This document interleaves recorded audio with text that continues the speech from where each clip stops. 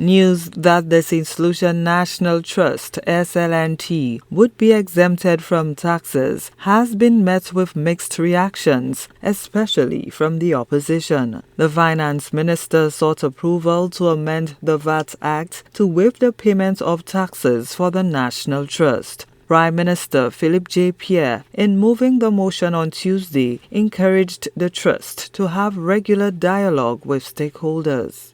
We want the National Trust to be able to operate in an environment free of fear and free from fear, but we also want the National Trust to be cognizant of the situation in the country.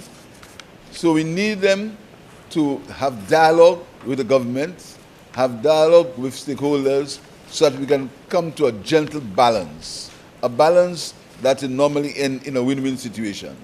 The National Trust asks to assist in the cash flow by making them VAT exempt. And we agreed, Mr. Speaker, because we really want to cause the National Trust to be able to operate, to be able to do the conservation and what they need to do to protect St. Lucia's patrimony, Mr. Speaker, to protect for the next generation the assets of St. Lucia. But the National Trust themselves must understand that they have a responsibility to work with the people of St. Lucia.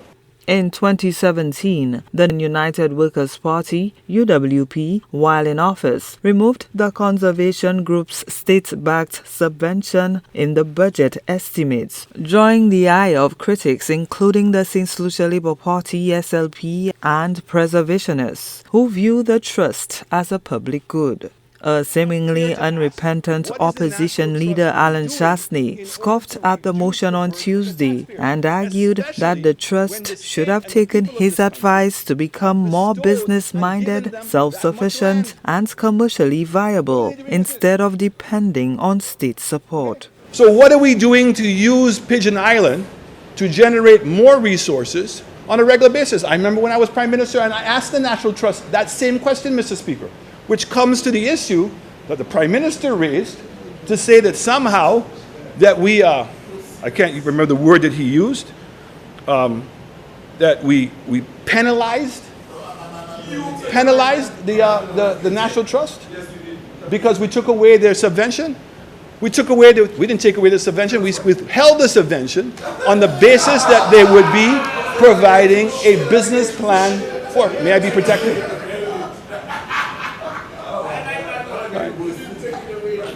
We withheld the subvention.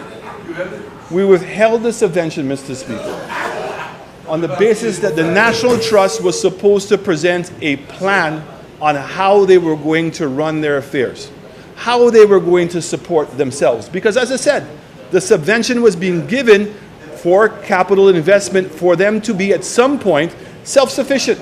Housing Minister Richard Frederick lambasted Chasney for his treatment of the National Trust. Both he and the opposition leader, who interrupted Frederick's presentation with objections over semantics, engaged in a back and forth, with the latter, Chasney, seemingly testing the patience of the House Speaker, a stickler for adherence to the standing orders. Frederick proceeded to defend the Saint Lucia Labour Party SLP government's motion, detailing what he says were the consequences of the previous Chasney executive's decision to withhold the conservation organization's subvention. The National Trust is the repository. We depend on tourism and all our natural assets. If we let go, we will not have anything to attract tourists down here. We will not. And so it was felt that some kind of subsidy had to be given.